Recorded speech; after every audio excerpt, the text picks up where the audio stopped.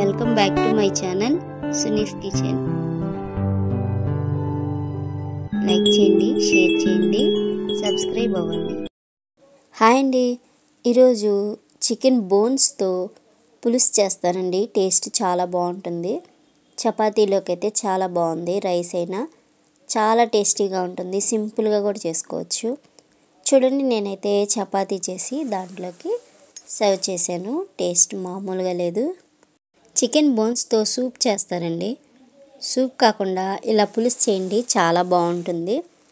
అంటే మనం చికెన్ తెచ్చినప్పుడు మెత్తని ముక్కలన్నీ తీసి ఫ్రైకో లేకపోతే ఇగురుకో ఏదో చేస్తూ ఉంటాము. ఇలా గట్టిగా ఉన్న దుమ్ములు ఏం చేస్తామంటే ఇగురులా చేస్తాం ఎప్పుడైనా.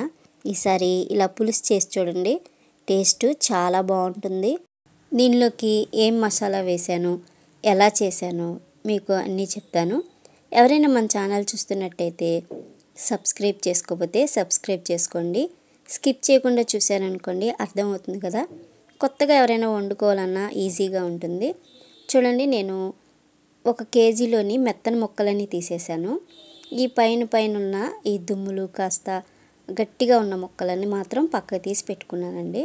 దానికోసం ఒక 2 ఉల్లిపాయలు, ఒక 3 పచ్చిమిర్చి, ఒక పెద్ద సైజు టమాటా చిన్న చిన్న ముక్కలుగా కట్ చేసేసుకున్నాను. కొద్దిగా చింతపండు అండి, చిన్న నిమ్మకాయ సైజ్ అంతా చింతపండు తీసుకొని నానబెట్టేసుకున్నానండి. ఇప్పుడు కళాయి పెట్టేసుకున్నాను. ఒక చిన్న గిన్నెంత ఆయిల్, శనగ నూనె వేసానండి. టేస్ట్ బాగుంటుంది. దీంట్లోకి ఉల్లిపాయలు వేసేసుకుందాం ఫస్ట్. అలాగే కాస్త వేగనిద్దామండి.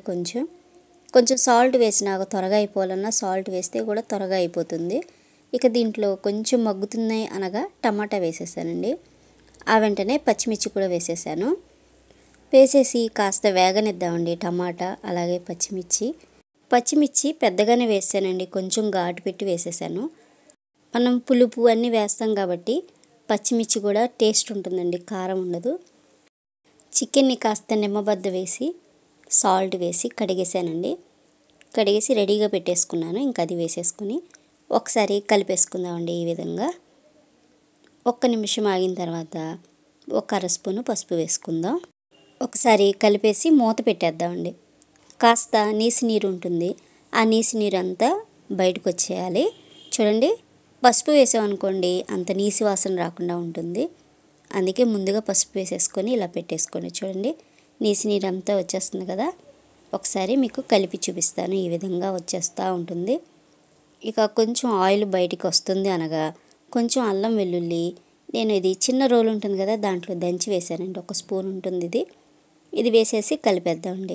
ఇది కూడా కలిపేసి ఒకసారి మూత పెట్టేద్దాం. మన చికెన్కి అల్లం వెల్లుల్లి చక్కగా పట్టేస్తుంది. ఈ విధంగా చూడండి, ఈ విధంగా మూత పెట్టేశాను. ఒకసారి తీసి చూపిస్తాను. చూడండి, చక్కగా మగ్గిపోయింది కదా. ఇంక ఇప్పుడు మనం దీంట్లోకి సాల్ట్ అలాగే కారం ఎంత కావాలో వేసుకోవచ్చు. ముందుగానే మనం సాల్ట్ అన్నీ వేసేసి పెట్టచ్చు, కానీ ఈ విధంగా చేసి చూడండి, టేస్ట్ బాగుంటుంది. ముక్క లోపలికి కూడా వెళ్తుంది.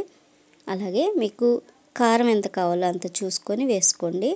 ఇలా వేసేసుకొని ఒకసారి కలిపేసుకుందాం. చూడండి, ఈ విధంగా కాస్త కారం మగ్గనిస్తే చాలా బాగుంటుందండి. ముక్కలకు పడుతుంది కదా.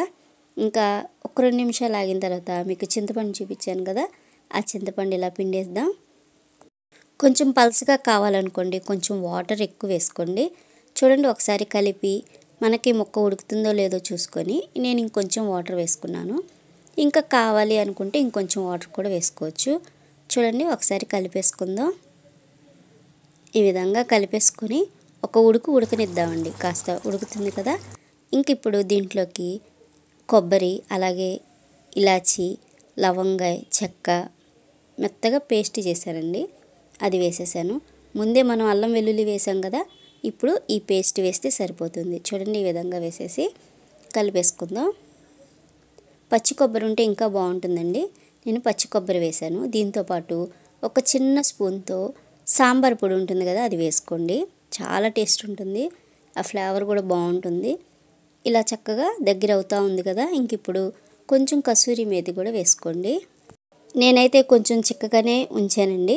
ఇంకొంచెం పల్స్గా కావాలంటే ఇందాక చూపించాను చూడండి, ఆ టైంలో మనం పొయ్యి కట్టేసుకోవచ్చు. నేను ఇంక ఇప్పుడు దీంట్లోకి కొంచెం కొత్తిమీర వేసాను. ఇక మన చికెన్ బోన్ పులుసు కర్రీ చాలా టేస్టీగా సింపుల్గా అయిపోయిందండి. టేస్ట్ అయితే చాలా బాగుంది. వేడి వేడిగా సర్వ్ చేయొచ్చు. ట్రై చేయండి.